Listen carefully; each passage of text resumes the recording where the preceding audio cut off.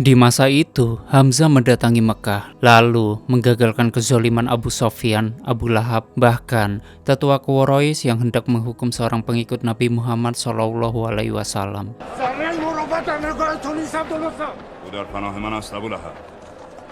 Melihat tindakan Hamzah, Abu Sofyan kemudian mengancam dan memusuhi Hamzah, lalu menghukum setiap yang berkhianat terhadap keimanannya.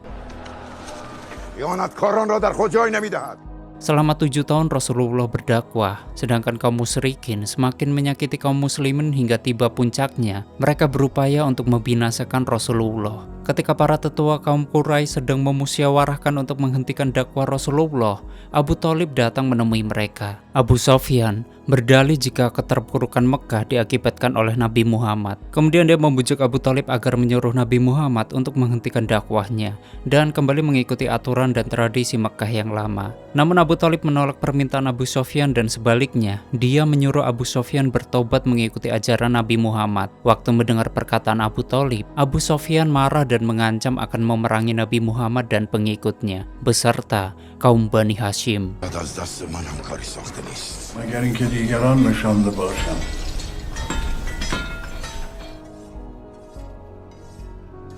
Yang tentunya, hai para people, apa kabar kalian semua? Semoga kalian dirahmati Tuhan dan diberi rezeki yang lebih, amin. Balik lagi dengan saya Faizur Rahot yang akan menemani malam kalian dengan film-film permintaan kalian dan intro. Segala yang ada dalam hidupku, ku sadari semua milikmu. Ku hanya hambamu yang berlumur dosa. Tunjukkan aku Selamat datang di channel Zura 14 dan selamat menonton. menggapai surgamu. Dalam renungan Abu Thalib, cerita di film ini kemudian mundur beberapa tahun ke belakang, yaitu menceritakan kisah sebelumnya tentang kelahiran Nabi Muhammad SAW, yang dimana Raja Abraha dan pasukannya berusaha mengambil alih kota Mekah. Kedatangan Abraha dan pasukannya mengakibatkan kekacauan di kota Mekah.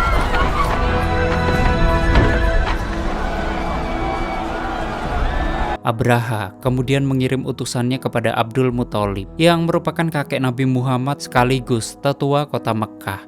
Abdul Muthalib pun menemui Abraha, sedangkan Abraha yang arogan, dia menyuruh Abdul Muthalib meninggalkan Mekah dan kemudian tunduk kepadanya. Jika tidak, ia mengancam akan memerangi dan menghancurkan Ka'bah dan semua rumah penduduk Mekah.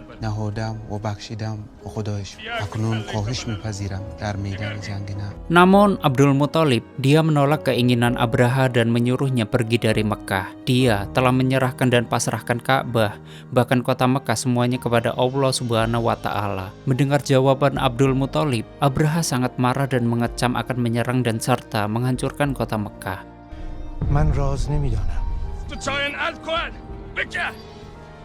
Waktu mendengar ancaman Abraha, Abdul Muthalib kemudian mengajak semua penduduk Mekah untuk keluar dan bersembunyi, karena dia tidak ingin terjadi apa-apa terhadap kaum muslimin. Dalam keheningan Mekah yang ditinggalkan penghuninya, Abdul Muthalib kemudian berdoa kepada Allah agar mendapatkan perlindungan dari serangan yang akan dilakukan oleh Abraha dan pasukannya. Allah lalu mengabulkan doa Abdul Muthalib dan atas kuasanya, Allah mengirimkan pasukan burung ababil yang membawa batu api untuk menghancurkan Abraha dan pasukannya. Abraha dan pasukannya mulai bergerak maju ke Mekah. Namun sampai di pintu gerbang kota Mekah atas kuasa Allah, pasukan gajah yang mereka bawa berhenti dan tidak berani masuk. Meskipun berbagai upaya mereka lakukan sampai mereka menarik gajah yang ditumpanginya. Namun usaha mereka gagal dan Abraha justru terlempar dan jatuh dari gajah yang ditumpanginya.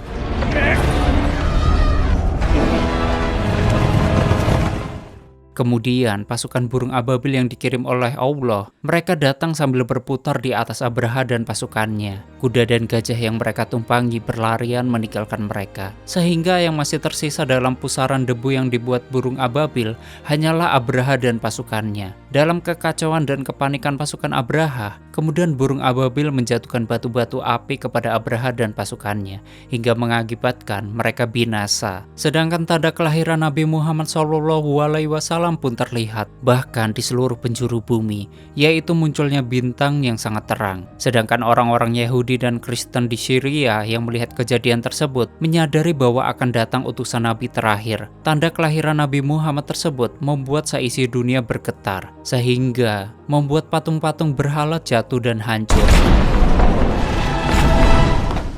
Nabi Muhammad SAW pun lahir dari kandungan Aminah. Aminah tersenyum lega, tapi ia teringat mendiang suaminya, yaitu Abdullah bin Abdul Muthalib, yang telah meninggal 6 bulan sebelumnya di Yathrib, Madinah.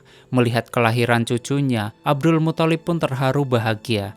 Kelahiran bayi yatim yang kelak menjadi Rasul terakhir itu dituturkan dalam Al-Quran. Bahkan dia mendapatimu sebagai seorang yatim, lalu dia melindungimu. Quran Surat Ad-Duha ayat 93. Berita kelahiran Nabi Muhammad SAW dan pertanda sinar bintang tersebut kemudian menjadi pembahasan kaum Yahudi di Makkah. Tetua Yahudi, salah satunya Ismail, dia masih meragukan bahwa Muhammad adalah utusan Allah, sehingga mereka berencana memeriksa setiap bayi yang memiliki tanda di punggungnya. Sepantasnya diyakini adalah utusan Allah. Di zaman tersebut, setiap bayi yang baru lahir harus diberikan nama sesuai dengan nama berhala atau tradisi Quraisy saat itu. Namun ketika giliran Abdul Muthalib mengumumkan nama Muhammad di hadapan penduduk Mekah, semua orang kebingungan dan ribut, yaitu mempersoalkan nama Muhammad yang tidak sesuai dengan tradisi mereka.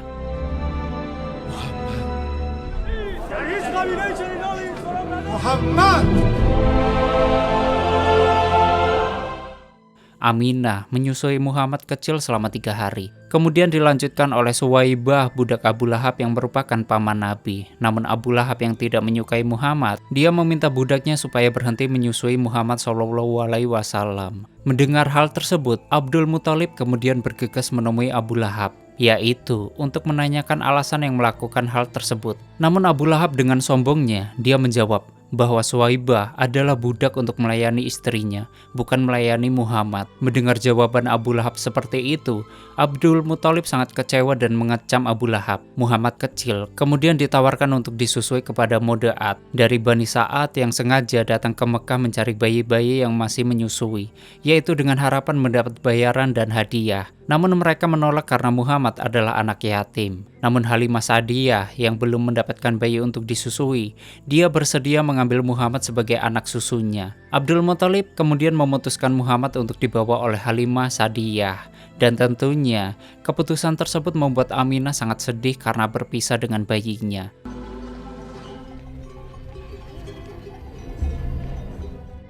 Halimah dan suaminya pun membawa Muhammad ke tempatnya. Kehadiran Muhammad di kehidupan Halimah dan sekitarnya membawa keberkahan bagi lingkungannya yang penuh dengan kedamaian, gembira, dan kecukupan. Sementara di Mekah, wanita-wanita yang dibayar Ismail melakukan aksinya, yaitu memeriksa setiap bayi yang memiliki tanda di punggung. Namun usaha mereka hanya sia-sia. 2 tahun kemudian Halimah membawa Muhammad mengunjungi ibunya di Mekah. Halimah juga memohon izin kepada Aminah agar bisa membawa kembali Muhammad di usia 4 tahun dan Aminah pun mengizinkannya. Sementara Ismail yang penasaran dengan sosok Muhammad, dia mencoba merayu dengan imingan memberikan kain sutra ke Abdul Muthalib. Namun Abdul Muthalib menolak memberitahu nama cucunya dan keberadaannya kepada Ismail. Abdul Muthalib kemudian memutuskan untuk menyerahkan kembali Muhammad dan anak-anak yang lain kepada Halimah untuk dibawa ke Sa'ad. Keputusan tersebut kembali membuat Aminah terpukul dan harus mengikhlaskan berpisah dengan anak tercintanya. دوست داشتن طاقت رنج میخواد.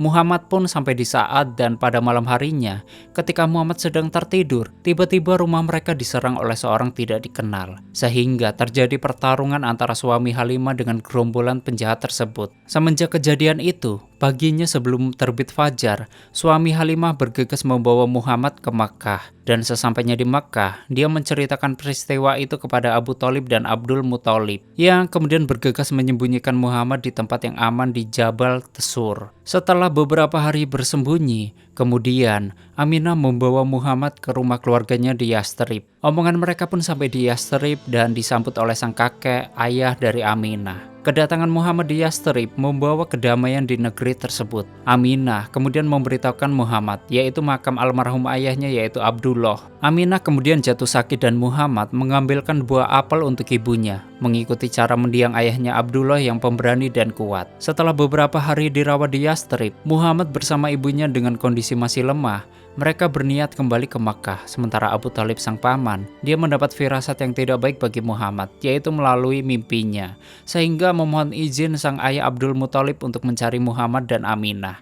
Abu Thalib pun berangkat mencari Muhammad dan ibunya, dan di tengah perjalanan, Abu Thalib mendapat informasi dari rombongan yang bernama Muhammad dan Aminah, bahwa beberapa kelompok-kelompok sedang mencari Muhammad. Mereka berhasil menyembunyikan Muhammad dan ibunya yang sakit parah di desa Abua, agar tidak ditemukan perampok tersebut. Desa Abua merupakan sebuah desa yang berada dekat dengan Yastrib, dan Abu Thalib bersama sahabat bergegas ke Abua. Sesampainya di Abua, Abu Thalib mendapatkan kabar duka bahwa Aminah, ibu tercinta Muhammad, telah meninggal dunia. Sedangkan Muhammad yang tidak sadarkan diri saat melihat ibu tercintanya telah meninggal, dia mengalami panas pada badannya yang tidak kunjung turun. Hingga autolik merendam badan Muhammad di sebuah sumur, dan seketika mereka diserang oleh sekelompok orang asing secara tiba-tiba yang menginginkan Muhammad.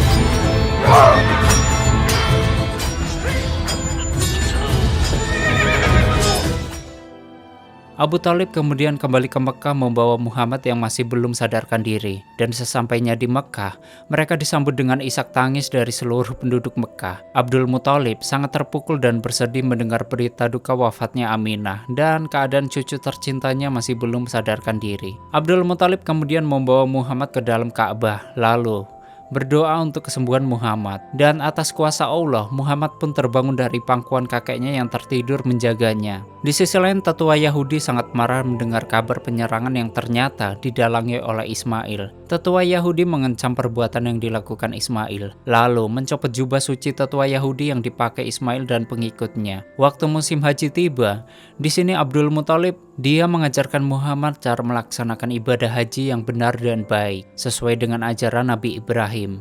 Meskipun seluruh penduduk Mekah saat itu melaksanakan haji dengan cara mereka yang musyrik, yaitu tidak lagi melakukan sesuai dengan ajaran yang pernah diajarkan Nabi Ibrahim. Lalu Abdul Muthalib terjatuh di dekat Ka'bah, dan di saat itulah dia mulai terbaring lemah dan sakit. Abdul Muthalib yang dikelilingi anak-anaknya di tempat tidurnya, dia hanya menginginkan Muhammad cucunya tercinta berada di sampingnya sebelum wafat.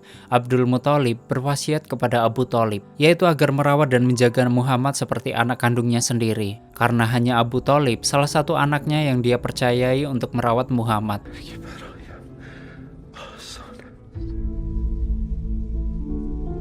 Setelah kepergian ibu dan disusul sang kakek tercintanya, Muhammad lebih sering menyendiri dan mengembalakan kambing. Waktu sedang mengembalakan kambing, Muhammad melihat seorang ayah yang akan mengubur anak perempuannya secara hidup-hidup, karena menurutnya, memiliki anak perempuan pada masa itu tidaklah berguna dan hanya akan menjadi budak. Muhammad kemudian mengangkat anak perempuan tersebut dan menggendongnya. Selanjutnya, Muhammad mampu meluluhkan hati ayah si anak tersebut sampai terdiam dan menyadari kesalahannya. Abu Lahab kemudian mengirimkan pesan kepada Ismail, yaitu untuk menghabisi Muhammad yang sedang dalam perjalanan menuju gereja Buhaira. Setelah mendapat pesan dari Abu Lahab, Ismail dan komplotannya bergerak mencari pembunuh bayaran, yaitu untuk menghabisi Muhammad dan Abu Thalib. Pendeta Buhaira melihat pertanda sinar bintang yang dia yakini merupakan petanda akan datang urusan Allah Subhanahu wa Ta'ala. Dia kemudian membuka kitbahnya dan membenarkan bahwa utusan Allah akan tiba menuju gerejanya. Rombongan Abu Thalib dan Muhammad kemudian tiba di wilayah gereja Buhaira. Pendeta Buhaira mengundang Muhammad untuk bertemu dengannya. Saat pendeta Buhaira bertemu dengan Muhammad, dia terkagum dan terharu bahagia dengan sosok dan ciri-ciri Muhammad yang sama dengan apa yang telah tertulis dalam kitabnya. Dia mengatakan Muhammad akan menjadi orang yang bijaksana dalam menerapkan keadilan. Dunia akan di bawah hukum yang adil, tidak akan ada orang sepertinya. Hingga dunia akan menjadi damai sentosa dan sejahtera, seperti halnya Nabi Isa yang menjadi penyelamat bagi umat manusia. Sementara Ismail dan komplotannya sudah menyiapkan pembunuh bayaran, lalu menyusun rencana untuk membunuh Muhammad dan Abu Thalib saat perjalanannya kembali dari gereja Buhaira. Namun Ismail dan komplotannya justru dikhianati oleh orang yang mereka bayar. Orang bayaran tersebut justru berbalik menghabisi Ismail dan komplotannya dengan anak panah. Namun beruntungnya, Ismail berhasil kabur meskipun anak panahnya masih tertancap di punggungnya. Waktu di dalam perjalanan, rombongan Muhammad dan Abu Thalib, mereka menemukan Ismail yang sekarat akibat terkena panah dari orang yang dia bayar. Disinilah kita melihat betapa mulianya hati Nabi Muhammad SAW. Beliau menolong orang yang hendak membinasakannya. Muhammad merupakan sosok pengasih dan penolong. Ismail kemudian dibawa bersama rombongan Abu Thalib dan Muhammad. Di sini Muhammad semakin terlihat ketika ia tunjukkan kebesaran dan kekuasaan Allah, yaitu dengan menaikkan ikan di lautan menjadi rezeki bagi para nelayan dan keluarganya.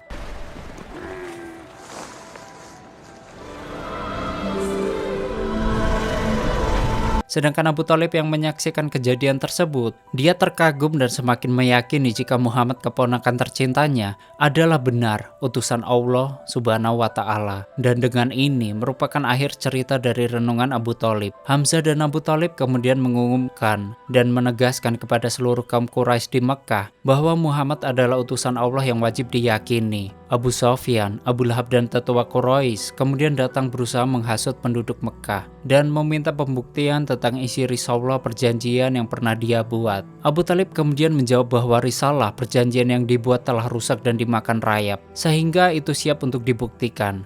Selanjutnya, seorang juru kunci mengambil risalah perjanjian tersebut di dalam Ka'bah dan membukanya. Alhasil, ternyata apa yang dikatakan Abu Thalib benar. Risalah tersebut telah termakan rayap dan hanya tersisa tulisan nama Allah Subhanahu wa Ta'ala. Dengan demikian, kaum Quraisy percaya penuh dengan Abu Thalib dan ajaran Nabi Muhammad SAW lalu tamat. Ku menatap dalam kelam, tiada yang bisa kulihat.